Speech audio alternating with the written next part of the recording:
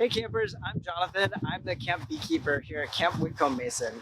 And it's a beautiful day out, so it's a great day for visiting the bees and seeing how they're doing. So let's go check it out.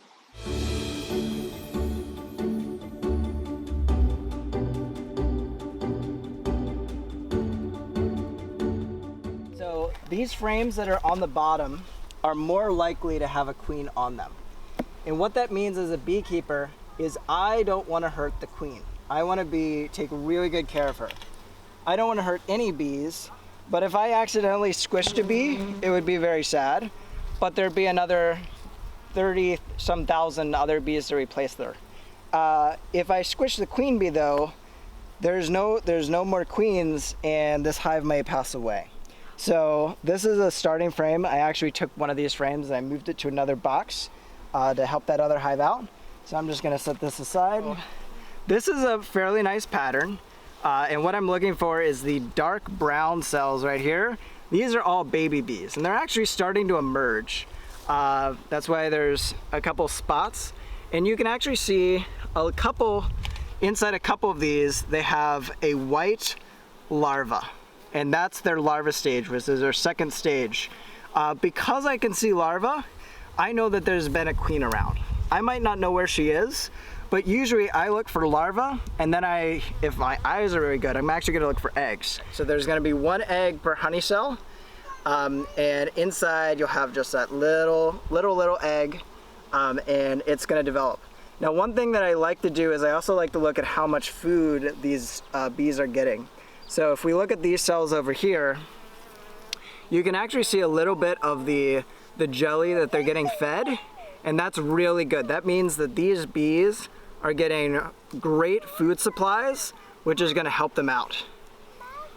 So if they're getting a lot of food, they're gonna be strong bees, and it also means your colony as well.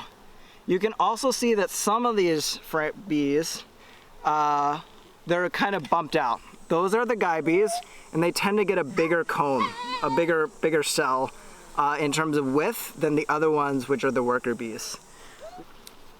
When looking for a queen, and by the way, I haven't seen her yet on this frame, so we might have to give up.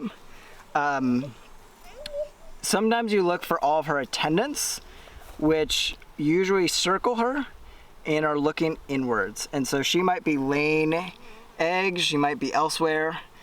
Now, many beekeepers do a really good job of painting their queens. They'll take a dot of marker and they'll mark her, and that makes her a lot easier to find.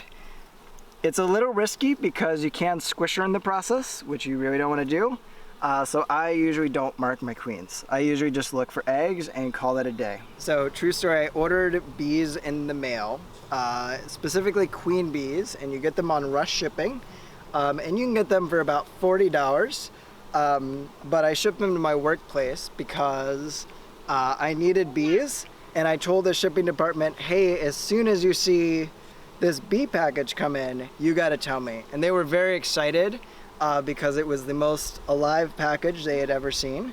But it was very, very important. So as soon as I got the bee, which was taken from another hive, I had to bring it over and get her installed. So here we go. We're very lucky to have found the queen, which doesn't happen every day. Again, we often look for eggs, and the eggs say, hey, a queen was here recently. So you wanna have good enough resolution that you can look for her, but you wanna see if you can find her. So I'll give you a couple seconds to look around.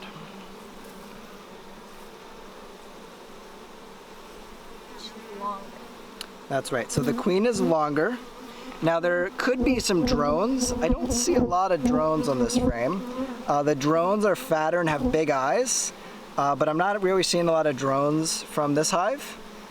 So probably don't have to worry about finding her. Okay, you ready? Yep. Okay, so the queen is right here.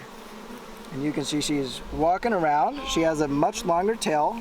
She's very beautiful, nice and fat. We actually want our queens to be fat because that usually means that they'll be better at laying bees.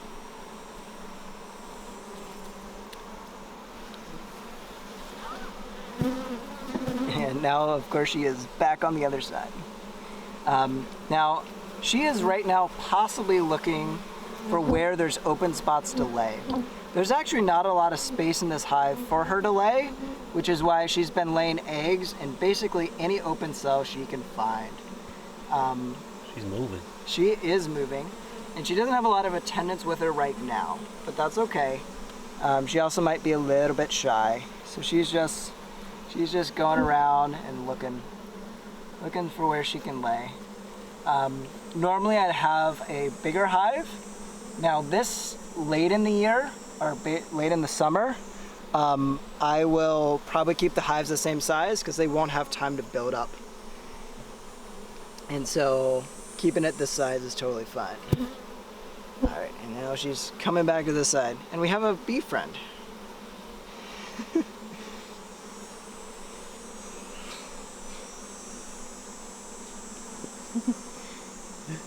If you're interested in bees, what I highly recommend is you want to go find somebody who has bees and you want to try it. And you want to work with somebody who's done beekeeping before. There's a couple cool bee clubs around the area. One of them is the Milwaukee Waukesha Beekeepers Association. We have a bee yard and we invite people to come out and try bees. So if you want to just get your feet wet, join a bee club or come out to camp just to see a little bit of what it's like.